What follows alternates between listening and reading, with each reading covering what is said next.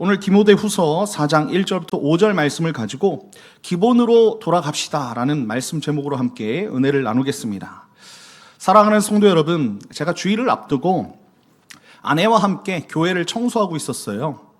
청소기도 돌리고 의자 자리도 맞추고 청소 물티슈로 걸레로 이렇게 막 닦고 걸레질을 했는데, 그런데 그 물티슈의 이름이 눈에 들어오는 거예요. 이따가 여러분도 한번 보세요. 영어로 어떻게 적혀 있냐면 뭔가 했더니 기본에라고 되어 있더라고요. 기본에, G-I-B-O-N-E 이렇게 되어 있습니다. 그래서 저는 기본이라고 생각했는데 기본에라고 되어 있더라고요. 처음 봤을 때 이 물티슈가 참 좋은 상표구나, 괜찮은 상표네, 좋은 이름이다 이렇게 생각했는데, 물티슈를 이제 바꿔서 또 걸레질을 하지 않습니까? 그런데 그 걸레질을 시작하려고 할 때 뚜껑을 열어보니까 그 전에는 보이지 않았던 문구가 제 눈에 보이는 거예요. 거기에 뭐라고 적혀 있냐면 이렇게 적혀 있습니다. 기교를 버리고 기본에 충실하다라고 쓰여져 있는 거예요. 물티슈 주제. 제가 깜짝 놀랐습니다. 청소 물티슈에 있는 한 문장이었어요. 그런데 그 물티슈에 있는 한 문장이 제 마음을 꽉 울리는 거예요. 강하게 두드렸습니다.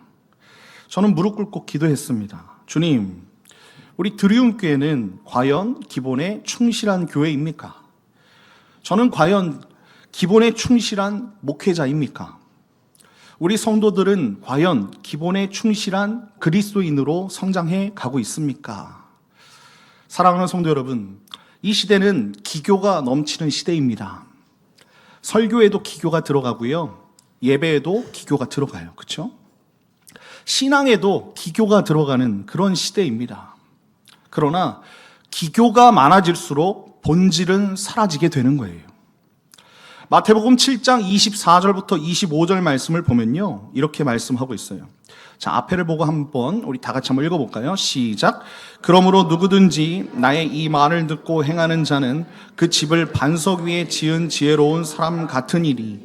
비가 내리고 창수가 나고 바람이 불어 그 집에 부딪히되 무너지지 아니하나니 이는 주축돌을 반석 위에 놓은 까닭이요. 아멘.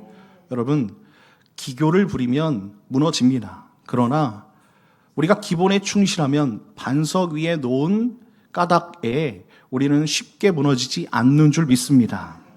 사랑하는 성도 여러분, 교회의 기본이 무엇입니까? 신앙의 반석은 무엇입니까? 목회의 기본은 무엇입니까? 그것은 바로 하나님의 말씀이라는 것입니다. 오늘 본문은 그 기본을 다시 우리 앞에 세우는 말씀이라는 거예요. 여러분, 전도하자 이런 얘기가 아니에요, 사실은. 디모데후서는 사도 바울이 쓴 마지막 편지지요. 여러분들 잘 아시지요? 바울이 지금 어디에 있습니까? 로마 감옥에 갇혀 있어요. 그것도 두 번째 감옥입니다.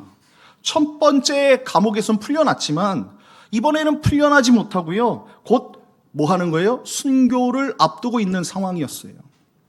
오늘 본문의 바로 뒷부분인 디모데후서 4장 6절을 보면 이렇게 말씀하고 있어요. 우리 다 같이 한번 읽어볼까요? 시작. 전제와 같이 내가 벌써 부어지고 나의 떠날 시각이 가까웠도다. 사도 바울은 짐작하고 있었어요. 내가 이제 하늘 나라로 가겠구나 라고 다 짐작하고 있었다는 것입니다. 그러니까 오늘 본문인 디모데후서 4장 1절부터 5절은요, 한 사도가 또 영적인 스승이 그리고 영적인 아비가요, 순교를 앞두고 영적 아들에게 남기는 마지막 유언이라는 것입니다. 수신자는 누구예요?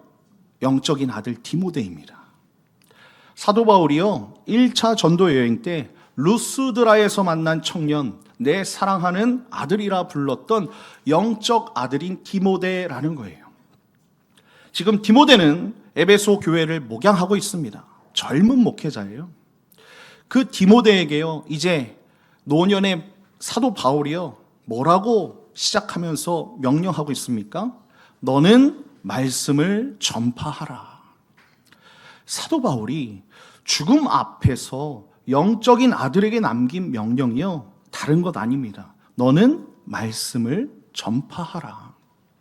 사랑하는 성도 여러분, 오늘 저는 이 자리에서 그리고 드리움교회 목회자로서 또한 여러분에게 말씀을 전하는 영적 스승이고 영적 아비의 마음으로 오늘 사도 바울이 디모데에게 남긴 그 마음 그대로 여러분들에게 이 본문을 들고 섰습니다. 오늘 하나님의 말씀이 우리에게 외치는 그 기본이 무엇인가라는 거예요.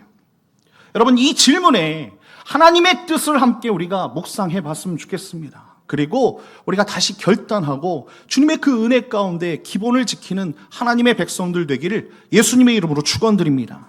자, 그렇다면 첫 번째 기본은 무엇입니까? 첫 번째 기본은요, 이것입니다. 우리 다 같이 한번 읽어볼까요? 시작. 성도는 늘 하나님 앞에 사는 것입니다. 예, 그렇습니다.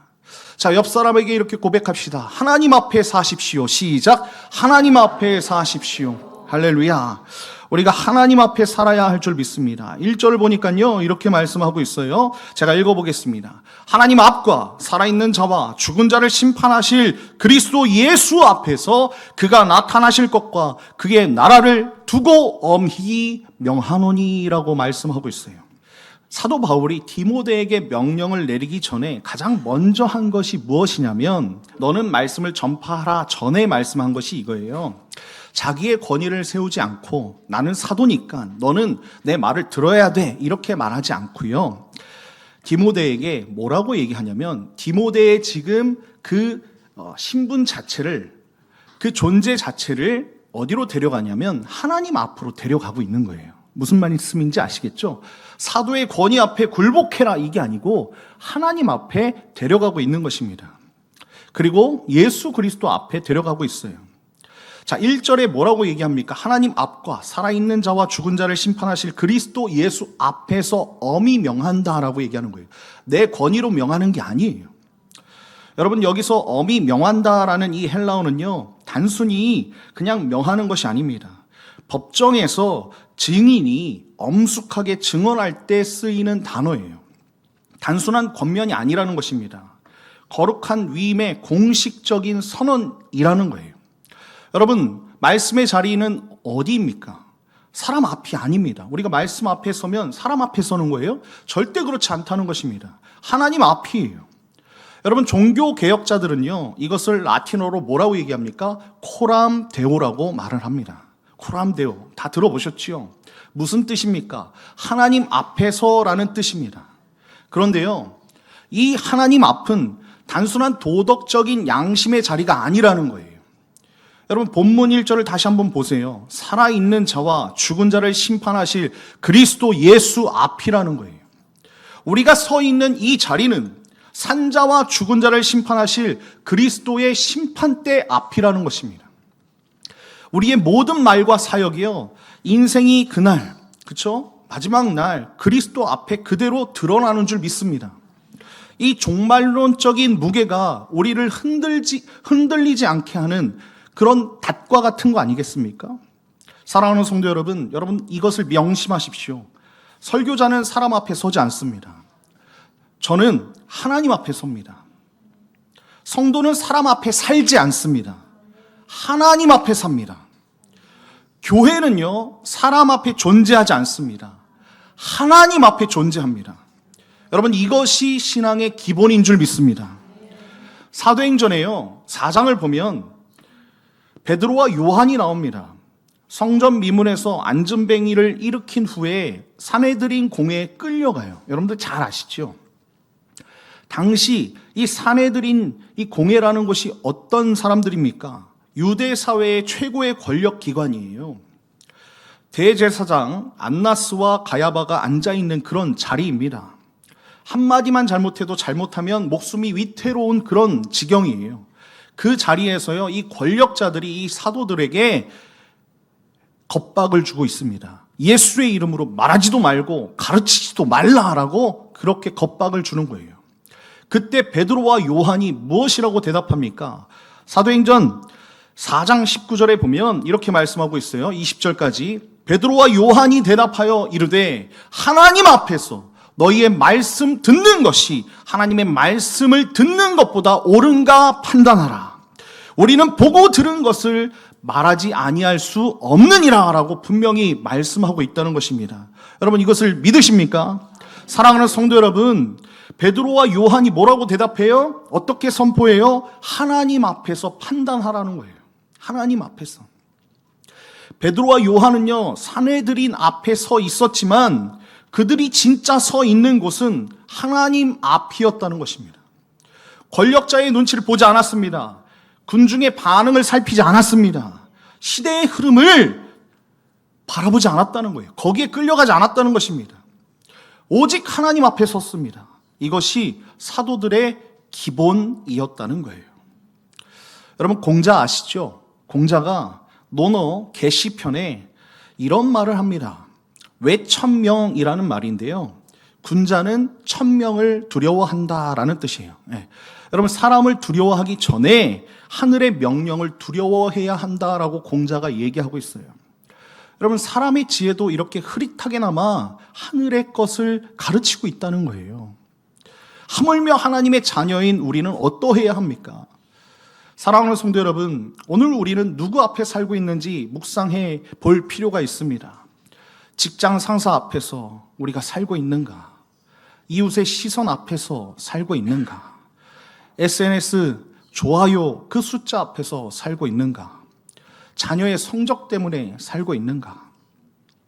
오늘 본문은 분명히 선포하고 있다는 거예요. 우리가 서 있어야 할 곳은 하나님 앞이라고, 예수 그리스도 그 앞이라고. 여러분, 갈라디아서 1장 10절을 보면요, 사도 바울이 또 이렇게 고백합니다. 우리 다 같이 한번 읽어볼까요? 시작. 이제 내가 사람들에게 좋게 하랴, 하나님께 좋게 하랴, 사람들에게 기쁨을 구하랴. 내가 지금까지 사람들의 기쁨을 구하였더라면 그리스도의 종이 아니니라. 네, 그렇습니다. 여러분들 기도해 주세요. 목회자인 제가 사람들의 기쁨을 구하지 않게 기도해 주세요. 제가 영광받지 않게 기도해 주세요. 오직 우리 교회는 하나님만 영광 받으시길 예수님의 이름으로 축원드립니다. 사람의 기쁨을 구하는 자는 그리스도의 종이 아니라고 얘기하는 거예요. 하나님 앞에 서는 자만이 그리스도의 종이라고 얘기하고 있어요. 사도 바울은 일관되게 선포하고 있는 것입니다.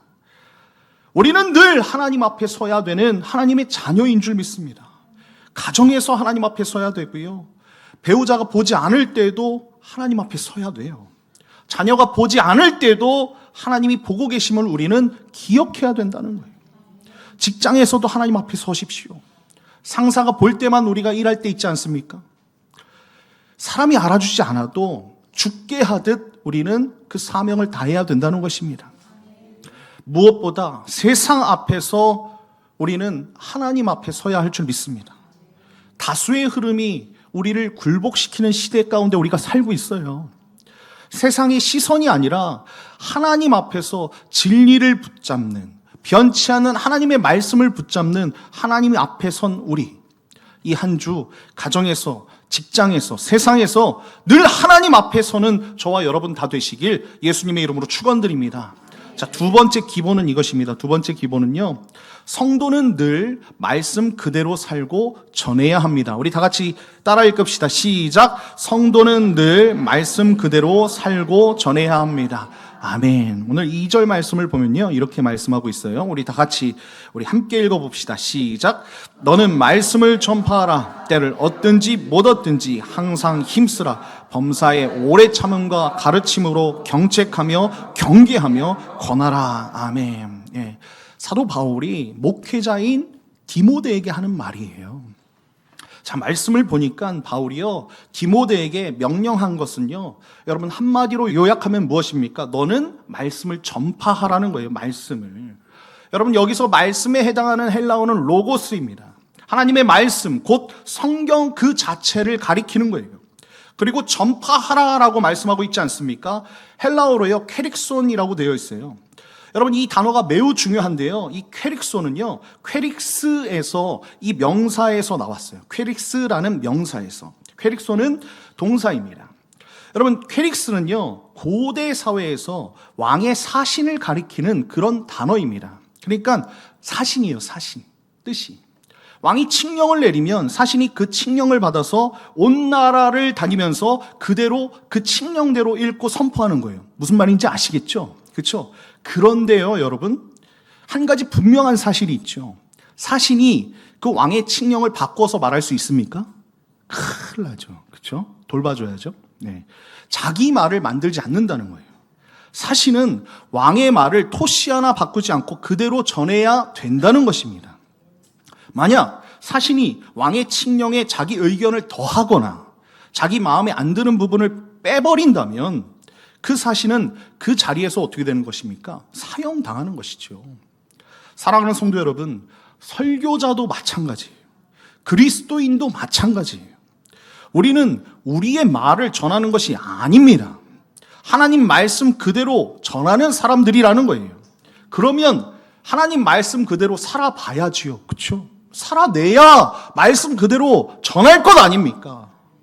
내가 살지 못하니까 빼버리는 거예요. 무슨 말인지 아시죠? 내가 하나님보다 앞서가니까 더 이야기하는 거예요. 나의 영광을 위해서.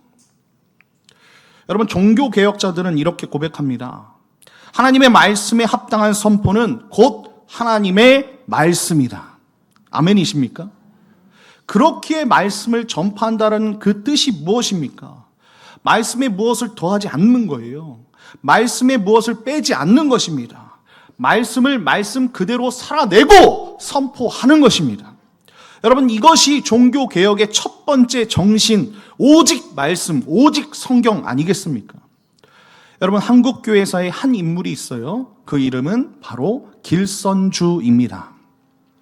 여러분, 이 길선주 목사님은 1907년 9월 17일 평양 장로회 신학교 제1회 졸업식에서 한국 장로교회 그 최초의 7인 목사 중에 한 사람으로 안수받으신 분이에요. 여러분, 이분이 어떤 분이시냐면 1907년 1월 평양 장대현 교회에서 여러분 무슨 일이 일어났습니까? 평양 대부흥이 일어났어요. 그 한복판에 서 계신 분이 이 길선주 목사님이세요. 한국 교회사가 한국의 오순절이라고 부르는 그 부흥이 어떻게 시작됐냐면 당시에는 아직 목사 안수 받지 않았기 때문에 장로님이셨거든요. 근데 장로였던 이 길선주 장로가 1월 14일 저녁 집회에서 자신의 죄를 회중 앞에 공개적으로 자복하는 그런 일이 일어납니다. 뭐라고 얘기하냐면 내가 친구의 유산을 횡령했다라고 회개하는 거예요. 이 길선주 장로의 회개로 시작해서 평양 장대현 교회 전체에 회개 물결이 일어났고요. 그 물결이 한국 전역으로 그리고 그뿐만 아니라 만주와 중국까지 흘러갔습니다. 여러분, 이 길선주 목사님의 이 목회 사역의 비밀이 무엇인지 아십니까? 화려한 설교가 아니었습니다. 기교가 아니었어요. 오직 새벽 기도와 말씀 강해였습니다. 그분은 평생 성경을 수십 번 통독하고요. 요한계시록만 그 한 권만 전설처럼 내려오는 이야기인데 10,000번 이상 묵상하셨다고 그렇게 전해 내려오고 있습니다. 사랑하는 성도 여러분, 한국교회 100년의 부흥은요, 어디서 시작되었습니까? 기교에서 시작되지 않았습니다. 말씀에서 시작된 줄 믿습니다. 오늘 한국교회의 위기는 어디서 왔습니까? 말씀이 약해졌어요. 강단의 기교가 늘어났습니다. 웃긴 얘기, 개그적인 것. 여러분, 강단의 이야기가 늘어났다는 거예요. 강단에서 이렇게 얘기하면 좀 그렇지만 위로가 너무 늘어났습니다. 강단에 처세가 늘어났어요. 강단에 하나님 말씀 그대로가 사라지고 있다는 것입니다. 그러면 김진영 목사, 너는 이렇게 얘기하실 텐데 기도해 주십시오. 예, 여러분들이 기도해 주셔야죠. 여러분, 이사야 55장 11절에 이렇게 말씀하고 있어요. 우리 다 같이 한번 읽어볼까요? 시작. 내 입에서 나가는 말도 헛되이 내게로 되돌아오지 아니하고 나의 기뻐하는 뜻을 이루며 내가 보낸 일에 형통함이니라. 아멘. 여러분, 이 말이 무슨 말이냐면 여러분 기억하세요. 하나님 말씀은 헛되이 되돌아오지 않습니다. 반드시 그 뜻을 이룬다라는 그런 뜻이에요. 히브리서 4장 12절은 여러분들이 잘 아시죠? 우리 다 같이 한번 믿음으로 읽어볼까요? 시작. 하나님의 말씀은 살아있고 활력이 있어 좌우의 날선 어떤 검보다도 예리하여 혼과 영과 및 관절과 골수를 찔러 쪼개기까지 하며 또 마음의 생각과 뜻을 판단하시나니. 아멘. 그렇습니다. 여러분, 그래요. 말씀은 살아 있는 것이에요. 말씀은 능력입니다. 우리가 말씀 그대로 전할 때, 말씀 그대로 살 때 말씀이 역사하는 줄 믿습니다. 우리가 어떤 삶을 살고 있는가를 우리는 계속해서 묵상해야 된다는 것입니다. 말씀 그대로 살고 있는지, 아니면 말씀 그대로 살지 못하는지. 말씀 그대로 살아야 우리는 말씀 그대로를 전할 수 있는 거예요. 우리 가정에 우리가 무엇을 흘려보내고 있냐라는 것입니다. 우리 입에서 무엇이 나오고 있냐라는 거예요. 자녀들에게 우리가 잔소리만 하고 있는지, 배우자에게 불평만 하고 있는지, 이웃에게 험담만 하고 있는지 우리는 우리 자신을 돌아봐야 합니다. 말씀 그대로 살고 있는지를 돌아봐야 된다는 거예요. 그리고 하나님 말씀을 그대로 전하고 있는지도 돌아봐야 합니다. 사랑하는 성도 여러분, 말씀이 흘러가는 가정이 되게 하십시오. 말씀이 능력이 되는 가정이 되고 말씀이 능력이 되는 교회가 되어야 되지 않겠습니까? 오늘 본문 2절 후반절을 한번 보세요. 범사의 오래 참음과 가르침으로 경책하며 경계하며 권하라라고 말씀하고 있어요. 여러분, 말씀을 전파하는 일은 한 번에 되는 일이 아닙니다. 이 말씀을 보니까 뭐라고 하고 있어요? 범사의 오래 참음과. 얼마나 오래 참으면 범사예요, 범사. 매일같이 오래 참는 거예요. 오래 참고 가르치고요, 경책하고 경계하며 권하는 거예요. 긴 호흡으로, 긴 인내로 가라라고 헬라어 원어를 보니까 그렇게 말씀하고 있어요. 말씀은 하루아침에 열매를 맺지 않습니다. 여러분, 씨앗이 땅에 들어가 싹이 나고 잎이 나고 꽃이 피고 열매를 맺기까지는요, 분명한 시간이 필요하다는 거예요. 사랑하는 성도 여러분, 이 한 주간 우리 가정에서 다시 말씀을 펴시길 예수님의 이름으로 축원드립니다. 한 절이라도 좋아요. 한 구절이라도 좋습니다. 그것을 보고 하나님이 내게 어떤 말씀을 주시는지를 우리가 살펴봐야지요. 그리고 그 말씀에 무엇을 더하지 말고 빼지도 말고 그 말씀 그대로 살고 그 말씀 그대로 가르치고 권하고 격려하면서 우리 자녀들을 양육해야 되지 않겠습니까? 5월에 가정의 달이라고 얘기하는데 말씀이 빠지면 안 된다는 것입니다. 무엇보다 말씀 그대로 우리 가정을 믿음의 가정으로 세워가는 저와 여러분 다 되시길 예수님의 이름으로 간절히 축원드립니다. 마지막 세 번째 기본은 이것입니다. 세 번째는요, 성도는 늘 끝까지 사명을 다하는 것이에요. 자, 우리 따라합시다. 성도는 늘 끝까지 사명을 다해야 합니다. 아멘. 자, 3절부터 5절 우리 다 같이 한번 읽어보겠습니다. 시작. 때가 이르니니 사람이 바른 교훈을 받지 아니하며 귀가 가려워서 자기의 사욕을 따른 스승을 많이 두고 또 그 귀를 진리에 돌이켜 허탄한 이야기를 따르리라. 그러나 너는 모든 일에 신중하여 고난을 받으며 전도자의 일을 하며 내 직무를 다하라. 아멘. 예. 이 당시는 말씀 전하면 다 전도자예요. 저도 전도자입니다, 사실은. 여러분, 사도 바울은 디모데에게 한 가지 무서운 진단을 내리고 있어요. 시대적인 진단인데요. 때가 이르니라고 말씀하고 있어요. 때가 이르리니. 여러분, 이 때가 무엇입니까? 종말의 때예요. 여러분들 잘 아시죠? 마지막 때입니다. 그리고 그 종말의 때에 사람들이 어떻게 되냐라고 말씀하고 있는데요. 바른 교훈을 듣지 않는 시대가 온다고 사도 바울이 말씀하고 있어요. 네, 바른 교훈을 듣지 않는다. 그런데 더 무서운 표현이 있습니다. 귀가 가려워서라고 말씀하고 있어요. 귀가 가려우면 막 우리가 이러잖아요. 근데 그런 표현이지만 사실 이게 아니에요. 원어를 보면요, 귀를 긁어주는 이라고 뜻하고 있습니다. 여러분, 귀가 가려워지면 긁어야죠. 그렇죠?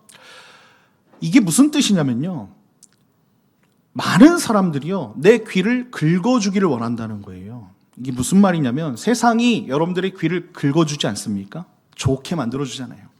듣고 싶은 말만 듣고 싶어진다라는 뜻입니다. 자기 욕망을 채워주는 메시지만 골라 담아서 듣는다는 거예요. 이것이 오늘 우리 시대의 자화상이라는 것입니다.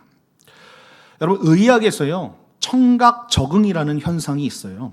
청각 적응. 이게 무슨 말이냐면, 같은 자극을 계속 들으면 뇌가 그 자극을 더 이상 듣지 못한다라는 그런 뜻입니다. 여러분, 시계 초침 소리가 우리가 잘 때 막 엄청나게 크게 들리잖아요. 그런데 잠시 후에는 사라집니다. 적응했기 때문에 그래요. 여러분, 에어컨 소리도 우리가 처음에는 너무나도 크게 들린다 이렇게 생각하는데 잠시 후에는 들리지 않아요. 뇌가 그 소리를 걸러내기 때문에 그렇습니다. 오늘 우리 시대의 사람들이 이 영적 귀가 그렇게 되어 가고 있다는 거예요. 말씀의 소리에는 둔감하고 세상의 소리에는 아주 예민해지고 있다는 것입니다. 여기에 더해서요, 이 시대는 필터 버블이라는 현상이 있어요. 이 필터 버블이라는 이 개념은 미국의 시민운동가 일라이 페리저가 2011년 그의 책에서 처음 사용한 개념인데요. 인터넷 알고리즘은 우리가 좋아하는 것만 골라서 보게 하는 거예요. 보고 듣게 하죠. 그렇죠? 유튜브는 우리가 본 영상만 계속해서 비슷한 영상만 보여줍니다. 페이스북은 우리가 좋아할 만한 글만 보여주는 거예요. 그래서 우리는 듣고 싶어 하는 것만 듣게 되고 보게 되는 것입니다. 다시 말해서 나만의 거품 안에 갇히게 되는 것입니다. 이게 필터 버블이라는 개념입니다. 여러분, 이것이 무엇입니까? 2000년 전에 사도 바울이 예언한 귀가 가려운 시대, 바로 지금이라는 거예요. 지금. 오늘 4절 보면 또 뭐라고 말씀하고 있습니까? 또 그 귀를 진리에서 돌이켜 허탄한 이야기를 따르리라 라고 말씀하고 있죠. 진리에서 돌이키고 허탄한 이야기를 따른다. 여러분, 이것이 종말의 징조 아니겠습니까? 말씀이 없는 시대라는 거예요. 아모스 8장 11절에 보니까 이렇게 말씀합니다. 중요하니까 우리 다 같이 한번 읽어보겠습니다. 시작. 주 여호와의 말씀이니라. 보라, 날이 이를지라. 내가 기근을 땅에 보내리니 양식이 없어 주림이 아니며 물이 없어 가람이 아니요 여호와의 말씀을 듣지 못한 기갈이라. 예. 귀를 긁어주는 말씀만 들으니까 우리는 여호와의 말씀을 듣지 못하는 거예요. 그렇죠? 우리는 여호와의 말씀을 듣지 못한다는 것입니다. 사랑하는 성도 여러분, 오늘 시대의 진짜 기근이 무엇입니까? 양식이 없어 주림이 아니에요. 여기서 배 안 나온 사람 거의 없잖아요. 그렇죠? 죄송합니다. 제 배를. 물이 없어 가람이 아니라는 거예요. 물질이 없는 게 아니에요. 하나님의 말씀을 듣지 못했으니 우리 안에 계속해서 기근이 있는 거예요. 기갈이 있는 거예요. 목마름이 있는 거예요. 말씀이 없으니까 다른 사람들 성공 보면서 힘들어하고 어려워하고 비교하고 내 자녀들 보면서 우리 자녀들은 왜 그럴까? 이렇게 생각하고 말씀이 없어서 그래요. 말씀이 없으니까 기쁨도 없죠. 기도도 없지요. 감사도 없는 것입니다. 그런데 오늘 본문 5절에서 사도 바울이 무엇이라고 명령합니까? 그러나 너는 모든 일에 신중하라는 거예요. 신중하여 고난을 받으며, 얼마나 시대가 악하면 고난을 받으래요. 고난을 받으며 전도자의 일을 하며 내 직무를 다하라고 얘기하고 있습니다. 여러분 5절 잘 보십시오. 그러나라고 얘기하는 거예요. 어떤 시대가 도래할지라도 너는 그렇게 살지 말아라. 여러분, 우리는 이 그러나의 신앙이 있어야 할 줄 믿습니다. 그리고 신중하라고 말씀하고 있지요. 여기에 해당하는 헬라어가요, 네페입니다. 네페. 여러분, 이 뜻은요, 원래 술에 깨어 있어라 이런 뜻이에요. 제가 베드로전서 강해를 하면서 말씀드렸었는데 베드로전서 5장 8절에도 같은 어근을 사용하고 있어요. 자, 제가 읽어보겠습니다. 근신하라 깨어라. 여기서 깨어라가 네페입니다. 너희 대적마귀가 우는 사자와 같이 두루 다니며 삼킬 자를 찾나니라고 말씀하고 있어요. 여러분, 신중하라는 말은요, 세상에 취하지 말라는 것입니다. 시대에 취하지 말라는 거예요. 이 시대의 흐름에 잠들지 말라는 것입니다. 영적으로 우리는 뭐 해야 돼요? 아주 명료한 정신을 유지해야 돼요. 근신하라, 깨어라, 신중하라. 오늘 본문이 우리에게 이렇게 도전하고 있는 것입니다. 그리고 마지막으로 본문은 이렇게 결론을 내고 있습니다. 전도자의 일을 하며 내 직무를 다하라. 여러분, 목회자에게 전도자의 일을 하며 내 직무를 다하라는 거예요. 여러분, 여기서 전도자에 해당하는 헬라어는요, 유앙겔리스테스라는 헬라어로 되어 있습니다. 복음을 전하는 자입니다.